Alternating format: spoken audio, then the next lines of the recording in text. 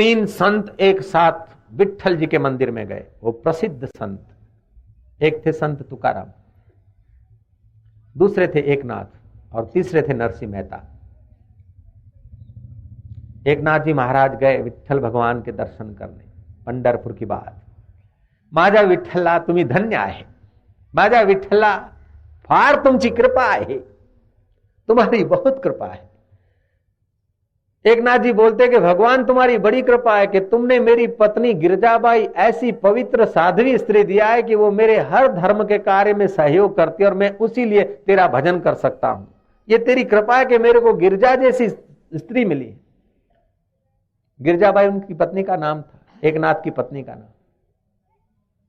फिर तुकाराम गए कि भगवान तुम्हारी बड़ी कृपा है, औरत ऐसी झगड़ाखोर दी है कि वो ईख का गन्ना लेके गया तो दे मारा, मेरी पीठ पर 2 टुकड़े कर दिया, आधा उसने खाया और आधा मेरे को मिल गया। इतनी लड़ाकू और झगड़ाखोर औरत दिया।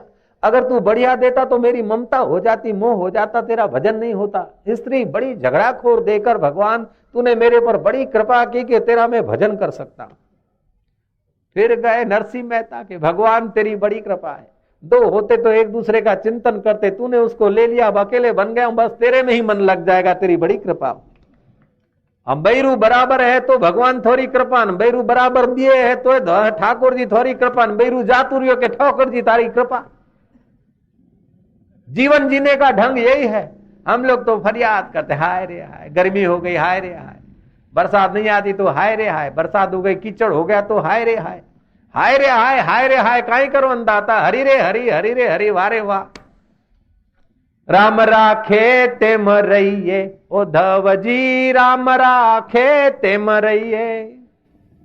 याद का स्वभाव है न तो बीमारी भी जल्दी आती, खिन्नता भी जल्दी आती और तप नाश हो जाता है। तो हृदय को बिगड़ने से बचाओ। आप लोग सब समझ रहे कि भाषा, हम सोचते कि देहाती लोग हैं, कहाँ वेदांत सुनेंगे, लेकिन आप लोग तो इतना शांति से सुन रहे हैं कि जैसा नैमिषारण्य में ऋषि मुनि बैठे रहते थे कि ऐसे आप लोग शांति से बैठे। आप लोग बड़े भाग्यशाली हैं। कह दो नारायण नारायण, प्यार से कह दो नारायण। बोलते जैसे गाली सुनने से खून गर्म हो जावे के, कोई कह दे गाली दे दे तो कैसा असर होता है गाली के शब्द का, ऐसे ही भगवान का शब्द सुने तो फिर आनंद और प्रेम प्रकट हो जाए, तब तो आप नारायण शब्द को जानते, नहीं तो आप नहीं जानते। वो IAS ऑफिसर बनने वाला लड़का बोलता है, बाबा जी हमारे को बोलो क्या करें। बाबा जी ने कहा राम राम कहो। वो तो हम जानते हैं। बाबा जी ने कहा कि तू साला गधा क्या जानता है, और उसका खून गर्म हो गया। बाबा जी ने कहा साला गधा शब्द को जितना मानता है उतना राम नाम को कहां जानता है रे तू बोलता हम राम राम करना जानते, कहां जानता है। जब गाली असर करती है, खून गर्म हो जाता है, तो राम नाम का सुनने से तेरा हृदय पावन हो जाना चाहिए था। बोलते हम तो ये तो जानते हैं, राम राम करना तो जानते, काहे जानो।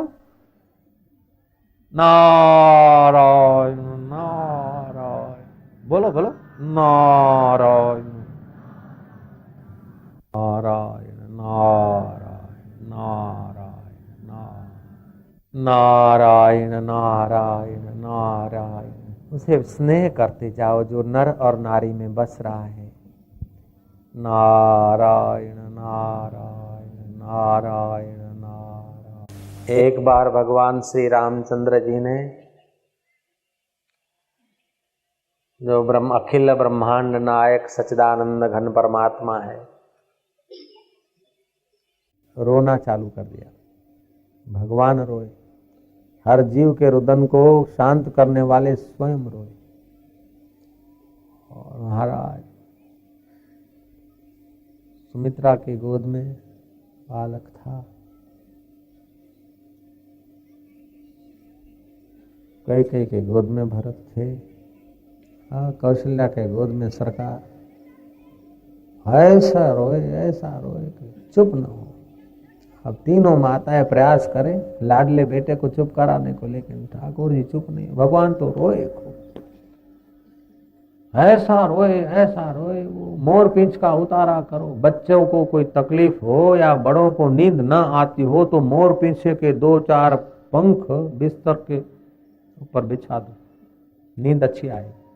जयराम जी बच्चों के ऊपर उतारा कर दो, मोर पंख का उतारा कर दिया, कुछ हो निमक बिमक मिर्च बिरच जो घोरने बोरने थे वो सब कर लिया, नजर बजर लग गई हो तो उतारो उतारो सब किया, लेकिन वो ठाकुर जी तो रोवे खूब राम। आखिर देखा क्या, रघुकुल के तो आश्रयदाता वही है गुरु महाराज। अब डॉक्टरों की शरण कहाँ जाओ, जाओ गुरु महाराज को कहो कि राम जी रो रहे। वशिष्ठ जी के पास आदमी गया रथ लेके कि राम जी रो रहे हैं, बालक राम इतना रो रहे हैं कि हाथ में नहीं आते।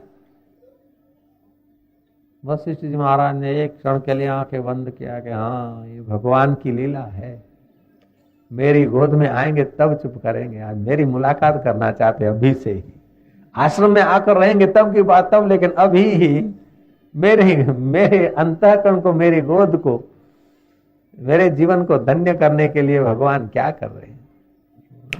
वशिष्ठ जी आए, देखा राम जी को उठाया, बिठाया गोद में, राम जी मुस्कुराने लगे, माताएं देखने लगे। ये भगवान की नर लीला हर जीव का कल्याण करने के लिए हुई थी। और भगवान और महापुरुष पवित्र कुख में ही आते हैं, पवित्र लोगों के घर जन्म लेते हैं। शादी करके लड़के लड़कियां कभी कभी दुआ मांगने आते हैं कि बाबा जी हम शादी कर रहे, हो गया है, हम जा रहे हैं कश्मीर। कश्मीर में क्या है कि वहां डल लेक है, घूमने का। जो सुखी घर के लोग होते वो कश्मीर घूमने जाते शादी करके। मैं एक बढ़िया बात बताऊं, आप किसी को बोलना नहीं, जयराम जी की हमने देखा कि जो आए वो कश्मीर कश्मीर बोलते, चलो कश्मीर को देखो क्या है उधर।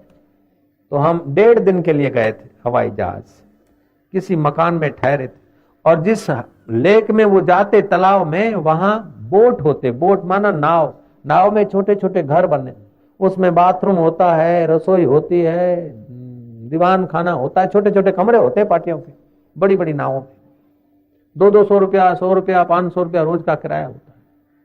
तो आप किसी को बोलना नहीं, हम वो देखने गए थे जयराम जी की, कि सब लोग भागते हैं कश्मीर में मजा लेने के लिए, तो उधर मजा कितना भरा है जरा देख के आए। अपन शादी किया और कश्मीर में जाते हनीमून करने को, शादी करके कोई संयमी जीवन जीने के लिए तो नहीं जाते, लेकिन जाते तो वहां क्या रखा है।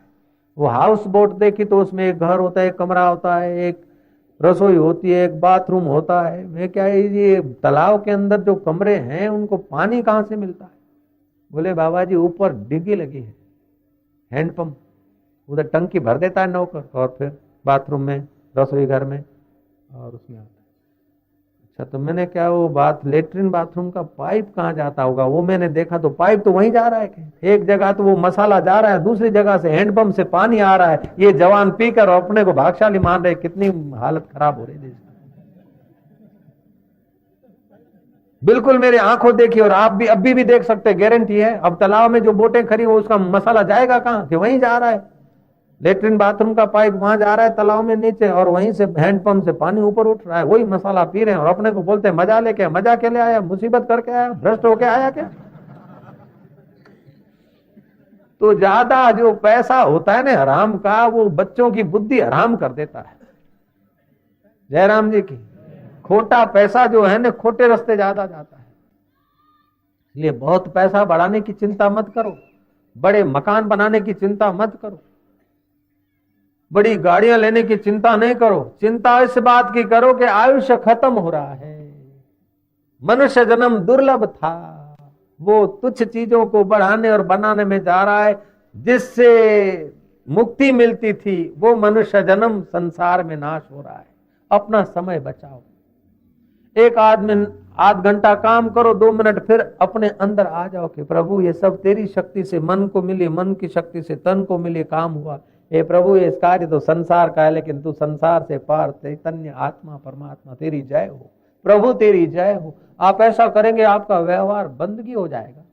प्रभु तेरी जय हो, बोलो तो प्रभु तेरी जय हो, प्रभु तेरी जय हो। जो लोग चलते चलते बात करते हैं उनका श्वास ज्यादा खर्च होता है, आयुष्य कम हो जाता है।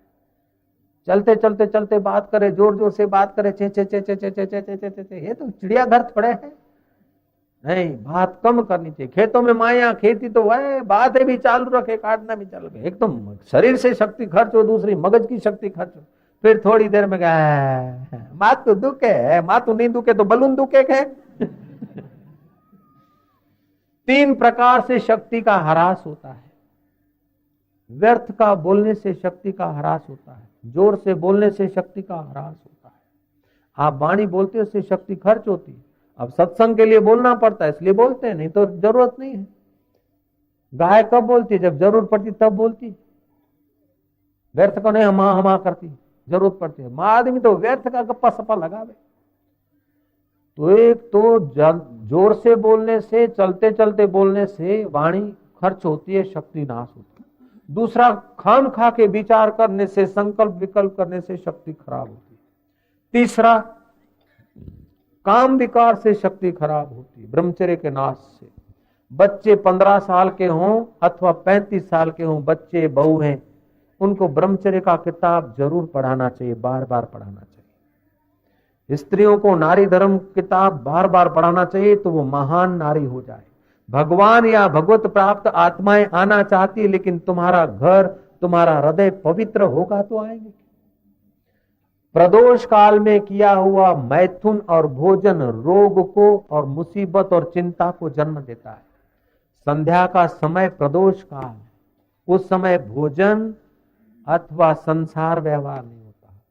अमावस्या है, पूनम है, श्राद्ध के दिन है, उन दिनों में संसार व्यवहार करने वाले लोगों के पितरों को वीर्यपान करना पड़ता और पितर दुखी होते और उसके कुल में फिर लूले लंगड़े बच्चे पैदा होते। श्री राम बोले, श्राद्ध का समय कृष्ण पक्ष में क्यों, दूसरे दिन क्यों नहीं नक्की हुए?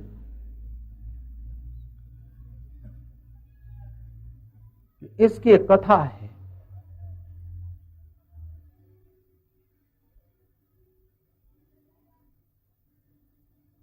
दाता दान किया सोना चांदी जवेरात, मर के गए करण, तो वहां सोने के बीच, चांदी और जवेरात के बीच रहने को मिला, लेकिन खाने को कुछ नहीं। बोले भगवान, खाने की व्यवस्था, बोले तूने कोई अन्न दान किया ही नहीं। जो मिला, उस जो दान किया उससे अनंत गुना होके तेरे को मिला है। तूने तो सोना चांदी दान किया है, हीरे जवाहरात दान किया, तो अनंत गुना होके बैठ इसके बीच। भगवान, मेरे को तो पता नहीं था, मैंने जानबूझ के अवहेलना नहीं की थी, अनजाने में अवहेलना हो गई थी, अनजाने में ये गलती हो गई, कृपा करो कुछ उपाय बताओ। यमराज ने कहा कि ये एक पक्ष तुझे देता हूं, मृत्यु लोक में फिर से जा और जो कुछ तुझे करना है करो।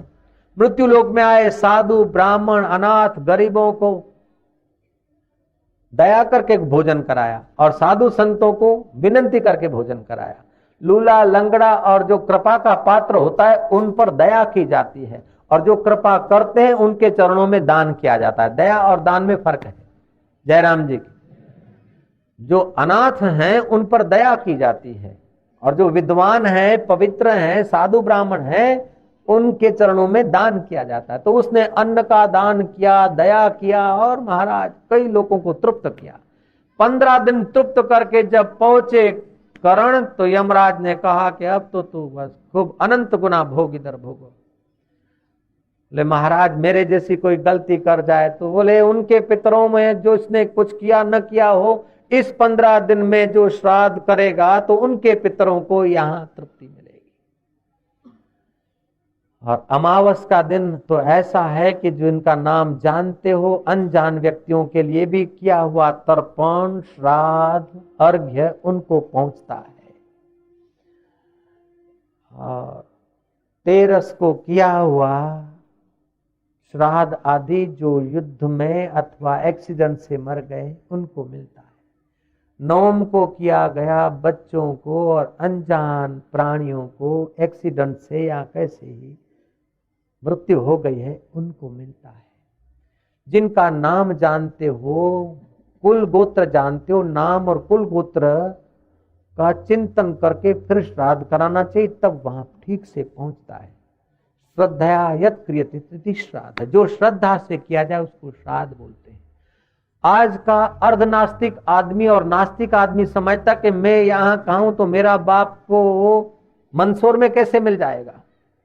उसको ये पता नहीं कि तुम यहां रुपए जमा करते हो और लंदन में पाउंड हो जाते हैं, अमेरिका में डॉलर हो जाते हैं, और अफ्रीका में शिलिंग बन जाते हैं। जब यहाँ की सरकार तुम्हारे रुपए को वहां के चलन में पैदा कर सकती है, दे सकती है, तो भगवत नाम की सरकार तुम्हारे पूर्वजों को जहां है वहां पहुंचाने में क्या असमर्थ है? एक बूंद पानी से राजे महाराजे जो परमात्मा बना सकता है, तो ब्राह्मण के आगे श्रद्धा से, साधु संत के आगे श्रद्धा से तुमने अर्पण किया, तो तुम्हारा अनंत गुना होकर पहुंच नहीं सकता है क्या? Nothing is impossible, everything is the possible. ईश्वर की सृष्टि में क्या असंभव है? सब संभव है। एक राई के दाने में से इतने दाने बना सकता है कि? एक पानी के बूंद में से नेता, महानेता, राजा, महाराजा, चक्रवर्ती, राजाधिराज, अन्नदाता बना लेता है कि नहीं बना लेता है? वो कैसे बनता है? एक टेलीफोन की घंटी यहां घुमाते और अमेरिका में तुम बात कर सकते हो, ये तुम्हारा यंत्र काम कर सकता है। तो यंत्र से मंत्र सूक्ष्म होता है, मंत्र से भी श्रद्धा ज्यादा तेजस्वी होती है। क्यों नहीं पहुंचता है? पहुंचता है जरूर। आचार्य विनोबा भावे भूदान यज्ञ की यात्रा कर रहे थे। सुबह सुबह निकले किसी गांव से, देखा कि खेत लहला रहा है। जौ के ज्वार के लगे थे, क्या बोलते, डोडे, पूंखड़े ज्वार रा पूंखड़ा ला गया था खेतर में आके। वो पूंखड़ारो भंडारो करे रहा था, पक्षी किलोल करे रहा था और पूंखड़ा खाई रहा था। कूणा कूणा ज्वार पूंखड़ा। वो आचार्य विनोबा विचार करे रहा कि खेडूत कितना आलसी होगा कि अभी घर सोया है।